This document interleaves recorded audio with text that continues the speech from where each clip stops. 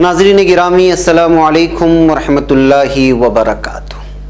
میں ہوں آپ کا میزبان انصار عزیز ندوی، اور آپ اس وقت میرے ساتھ دیکھ رہے ہیں سیدھی بات۔ ناظرین، تہذیب حافی ایک شاعر ہیں پڑوسی ملک کے۔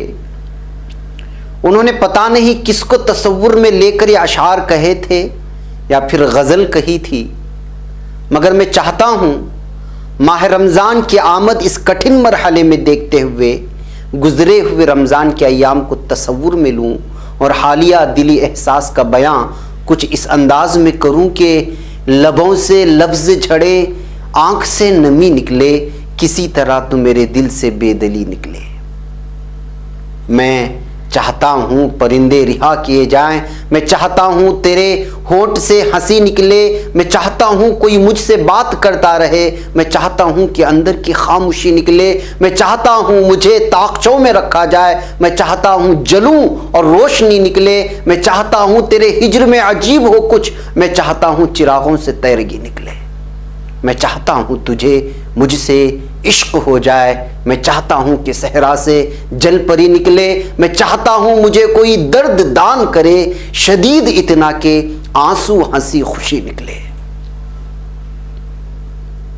ناظرین، آج ماہ رمضان آپ لوگوں سے مخاطب ہے اور بڑے درد و کرب کے ساتھ وہ کہنا چاہتا ہے، آپ سے پوچھنا چاہتا ہے مسلمان سے کہ اے مسلمان، کبھی تو نے تصور بھی کیا تھا کہ تو میرا استقبال اس انداز میں کرے گا کہ مسجد کے دروازے بند ہوں گے، نہ مسجدوں کے باہر چراغاں، نہ مسجد کے اندر تلاوت قرآن کی میٹھی و لذت بھری آواز، مسجد میں تراویح کے دوران نہ بچوں کی وہ آوازیں، نہ افطاری میں سجے وہ دسترخوان کا منظر، نہ بازاروں میں رونقیں، نہ کھجور کی منڈیوں میں خریداروں کی آوازیں، نہ علماء و مدارس کی وہ دوڑ، نہ مسجد کے باہر رمضانی بازار کے منظر۔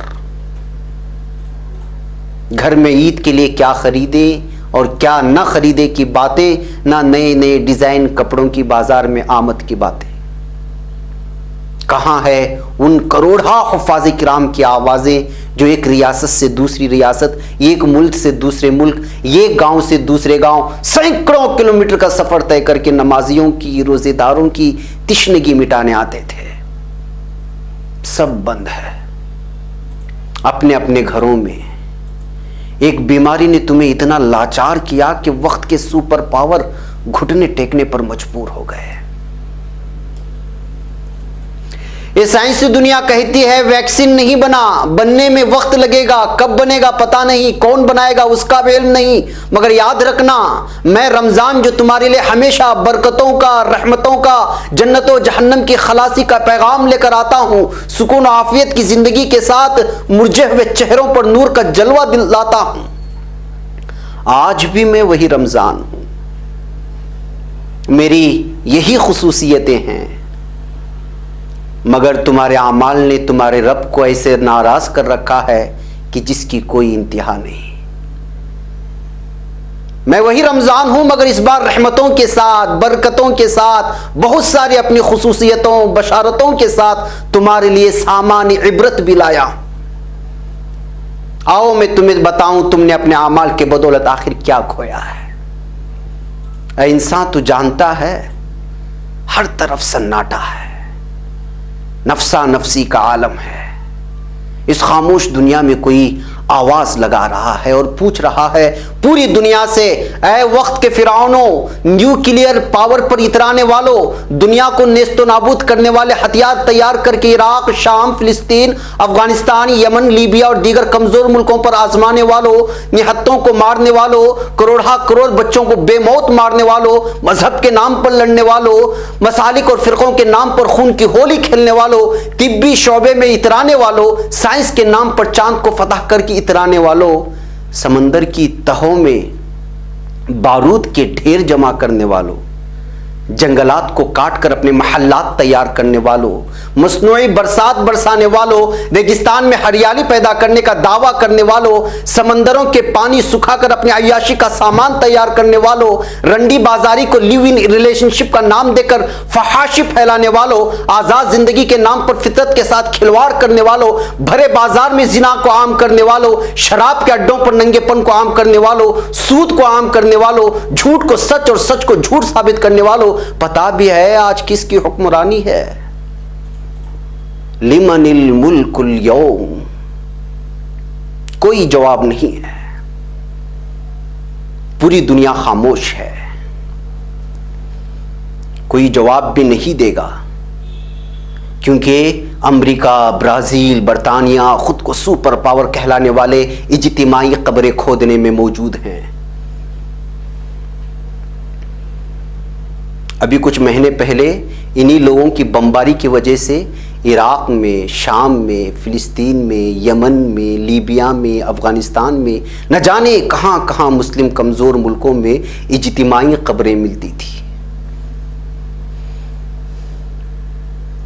जिसमें सैकड़ों मुसलमानों के बाक़ियात के मिलने की खबरें अखबारात में छपती थी।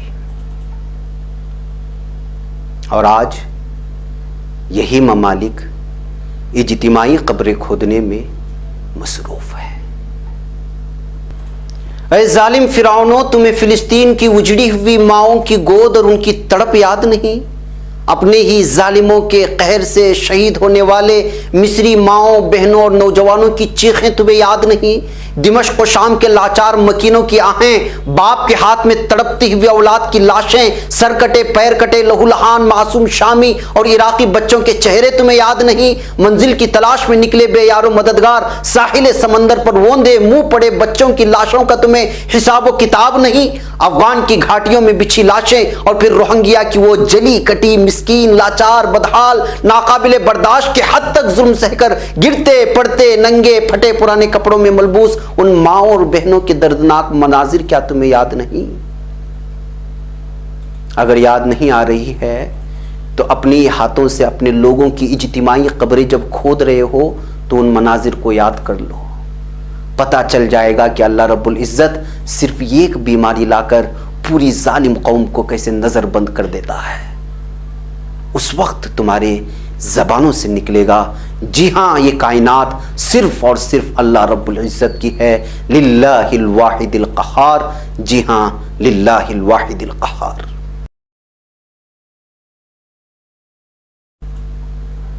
नाज़रीन, इस्तक़बाल है सीधी बात की अनोखी महफिल में। ऐ मुसलमान, मैं रमजान हूं, हर बार की तरह तूने मेरा वैसे ही इस्तक़बाल नहीं किया जैसे किया करता था। दरअसल मेरे रब के पास तू इस लायक ही नहीं ठहरा इस बार। तू मुहासबा कर अपना, सोच अपनी जिंदगी के बारे में। तू ताजिर है तो सोच कितनों को धोखा दिया, तू डॉक्टर है तो सोच किस किस्म का धोखा दिया, तू दुकानदार है तो सोच कितना झूठ बोला कारोबार में, तू एक टीचर है तो सोच कितनी बेईमानी की अपनी उस्तादी में, तू मुहतमिम है तो सोच कितनी इंसाफी की अपनी तलबा के साथ और कितनी नाइंसाफी की इदारे के साथ और खुद अपनी जमीर के साथ। ऐ वो मुसलमान, तू जिस शोबे से भी वाबस्ता है, तूने अपने रब की जानिब से दिए गए हुकूक की पामाली की है। वालिदैन बच्चों की तरबियत में कोताही की, बच्चे वालिदैन की नाफरमानी की, रिश्तेदारों ने रिश्तेदारी तोड़ बैठी, भाई ने भाई से बात करना छोड़ दिया। हर तरफ दौलत की धूम है, मालदार हर साल तेरे पास हकदार आते थे, मुस्तहिकीन आते थे, मुंह मोड़ लेता था। मदरसे का सफीर आता तो तेरा चेहरा बिगड़ जाता। रमजान की आमद के साथ मस्जिद के कमेटी के लोग खुद को आसमान पर तस्वुर करते। उलमा को, मदारिस को, अहले मदारिस को, हुफ्फाज को, उलमा एक आंख भाते नहीं थे। अब तेरे दरवाजे पर कोई नहीं है, तुम्हारी मस्जिदों में ऐलान की दरखास्त लेकर कोई हाजिर नहीं है। जा, अब तेरी जहां सरदारी है और ठेकादारी जहां दिखाना है दिखा ले। तेरा सदका और ज़कात के पैसे मुस्तहिकीन को ढूंढ ढूंढ कर पहुंचा। हर साल तू बड़ा काहिल हो जाता था, तो अपनी जिम्मेदारी से मुंह मोड़ लेता था। اب اپنی ذمہ داری نبھا۔ اے مسلمان، تو نے بہت ناراض کیا ہے اپنے رب کو۔ مسجدیں بند ہیں، در و دیوار نمازیوں کو دیکھنے کے لیے پریشان ہیں، مگر ویسے بھی جب کھلی تھی تو کون سا تیر مار لیتا تھا تو؟ وہی نمازی جو ہمیشہ نظر آتے تھے، بقیہ مسلمانوں کو تو دنیا داری سے کہاں فرصت، جمعہ کی دن آئے بھی تو پہلے سلام کے بعد باہر کا راستہ تکتے رہتے ہیں۔ اب تم مسجد میں جانا چاہو تو بھی نہیں جا پاؤ گے۔ یہ وہ اشارہ ہے کہ جب اللہ اپنے احسانات، اپنی نعمتیں تم پر نچھاور کر رہا تھا تو غفلت میں تھے، آج دروازے بند کر دیے تاکہ اہمیت کا اندازہ ہو جائے، مگر اس کے باوجود ابھی یہ مسلمان غفلت میں ہے۔ اے مسلمان، میں رمضان المبارک ہوں، میں وہی ہوں جو ہر سال آتا ہوں۔ آج میں ایسے وقت میں آیا ہوں جب تو گھر میں بند ہے، یہ آزمائش کی گھڑی ہے۔ اللہ رب العزت اپنی ناراضی کا تھوڑا سا جھلک دکھا رہا ہے، مگر وارے جاؤں تجھ پر، میں جو مہینہ ہوں اس میں تو اپنے روٹے ہوئے رب کو منا سکتا ہے۔ مجھ میں افطاری ہے جہاں دعا قبول ہوتی ہے، مجھ میں روزہ ہے جو تیری سچی پکی دعا کو قبول کروا سکتا ہے اپنے رب سے، مجھ میں سحری ہے جو اپنے رب کو بڑی پسند ہے، مجھ میں تراویح ہے جس میں تو اپنے رب کو راضی کر سکتا ہے۔ میں پورا مہینہ برکتوں والا ہوں، رحمتوں والا ہوں، دعاؤں کو قبول کروانے والا ہوں۔ مسجدیں کچھ وقت کے لیے بند ہے تو کیا ہوا، عبادت گھر میں بھی تو ہوتی ہے۔ اللہ دلوں کے حال کو جاننے والا ہے، تیرے آنکھوں سے گرنے والے ایک ایک آنسو کے اخلاص کو ٹٹولنے والا ہے۔ وہ جانتا ہے تو گنہگار ہے، مگر وہ رحمان ہے، رحیم ہے، غفار ہے، ستار ہے، مالک الملک ہے۔ رات میں اٹھ اور مانگ، اپنی ایک ایک گناہ کو یاد کر اور معافی مانگ۔ دنیا کہتی ہے بیماری ہے، ہم کہتے ہیں اللہ کا عذاب ہے، اور اللہ کا عذاب ویکسین سے نہیں استغفار سے دور ہوتا ہے، رونے گڑ گڑانے سے، ہاتھ اٹھانے اور مانگنے سے ہوتا ہے۔ برازیل سجدے میں گر گیا، چین نے کہا دعا مانگو مسلمانوں سے، عیسائی دوڑے ہوئے اللہ رب العزت سے مانگنے لگے، یہودی اپنے الگ اکڑ اور غرور میں ہے، اس کی سزا وہ پا کر رہے گا، مگر مسلمان تو کہاں کھڑا ہے؟ سائنس دنیا کہتی ہے بیماری ہے، ویکسین تلاش کر رہی ہے، کرنے دیجئے، یہ دنیا دارالاسباب ہے، بیماری ہے آئی ہے تو دوا بھی آئے گی اور آ کر رہے گی، بلکہ وہ موجود ہے، کیونکہ خود اللہ رب العزت کا کہنا ہے کہ دنیا میں کوئی ایسی بیماری نہیں جس کی دوا زمین پر پیدا نہ کی گئی ہو۔ کھوج اور تحقیق میں وقت لگے گا، یہ کٹھن ترین ایام آئے ہیں اور چلے بھی جائیں گے، اور بھارتیہ مسلمان کے لیے تھوڑے اور کٹھن بن کر کے آئے ہیں۔ متعصبوں نے پورا فائدہ اٹھایا، دل ہلکا کرنے کی ضرورت نہیں ہے، مایوس ہونے کی ضرورت نہیں ہے، غم میں نڈھال ہونے کی ضرورت نہیں ہے، خود اعتمادی میں کمی لانے کی ضرورت نہیں ہے۔ دنیا اسباب ڈھونڈ رہی ہے، ڈھونڈنے دو، تم اسباب پیدا کرنے والے کو راضی کر لو۔ الزام تراشیوں سے نہ گھبراؤ، لاک ڈاؤن کے بعد کیا ہوگا، عید کیسے گزرے گی، مختلف زندگی کے مسائل سے جوجھنے کی ضرورت نہیں ہے۔ غریب ہے تو مالدار کو وہ تم تک پہنچا ہی دے گا، وہ رب ہے۔ مزدور ہو تو راشن کا انتظام وہ کر ہی دے گا، وہ رب ہے۔ مجبور ہو تو دلاسا دینے والا آ ہی جائے گا، وہ رب ہے۔ بے روزگار ہو تو روزگاری مل ہی جائے گی، کہیں نہ کہیں سے، کبھی نہ کبھی، آج نہیں تو کل، کل نہیں تو پرسوں۔ بھوک کا احساس سب کو ہے، اور میں رمضان کا مہینہ برکتوں والا، بھلا ایسے ہو سکتا ہے کہ میں آؤں اور کوئی بھوکا سو جائے؟ میں ایک مہینہ تمہارے سامنے پوری باہیں پسارے کھڑا ہوں، مکمل مسلمان بن کر میری باہوں میں آ جاؤ، جتنی برکتیں اور رحمتیں اور مغفرتیں لوٹ سکتے ہو لوٹ لو، شاید تمہارا رب تمہاری سن لے اور دنیا سے یہ وبا ہٹا لے۔ یہ یاد رکھیے، یہ وبائیں پہلے بھی آتی رہی ہیں، ظلم، ناانصافی، اللہ کی نافرمانی، خدا بیزاری، مسجدوں سے دوری، انسانیت کی توہین، اس کے مخلوق کے ساتھ ظلم کی وجہ سے آتی رہی ہیں، اور اللہ رب العزت وقتاً فوقتاً اپنے ہونے کا احساس پوری دنیای انسانیت کو کراتا رہا ہے، اور آئندہ بھی یہ سلسلہ جاری رہے گا۔ مگر سوال یہ ہے کہ ان کٹھن حالات میں ہمارا ایمان کتنا مضبوط ہے، اس پر سوچ وچار بہت ضروری ہے۔ جی ہاں ناظرین گرامی، جس دور سے ہمارا گزر ہو رہا ہے بہت ہی خطرناک دور ہے۔ باطل قوتیں پوری طرح تیار ہیں آپ کا یقین توحید سے ہٹا کر دنیا سے سب کچھ ہونے کا یقین بٹھانے کے لیے۔ آج دنیا میں نظر دوڑائیے، ایک دجالی فتنہ ہے جو لگاتار اہل ایمان کو نشانے پر لیے ہوئے ہے۔ آنے والے وقت میں کیا ہوگا، کیا ہونے والا ہے، کیا ہو سکتا ہے، زندگی کیسے بیتے گی یا بتائی جائے گی، اس پر زیادہ غور و خوض کر کے ڈپریشن میں آنے کی ضرورت نہیں ہے، کیونکہ کل کیا ہونے والا ہے یہ صرف میرے رب کے علم میں ہے۔ پوری دنیا خوف، ڈر اور دہشت کی جانب بھاگے جا رہی ہے۔ ایک انجانا سا خوف ہے جو سب کو گھروں میں دبائے رکھا ہے، اور دوسری طرف یقین ہے، ہم اہل ایمان ہیں، یقین کے ساتھ اسباب کو اختیار کرتے ہوئے ہر آفت سے لوہا لینا ہے۔ اس طرح کے وقت میں ماہ رمضان کی آمد کوئی بہت بڑے تحفے سے کم نہیں ہے۔ اگر اب بھی ہم نے کوتاہی کی تو پھر سوچئے ہم کتنے بد نصیب ہوں گے۔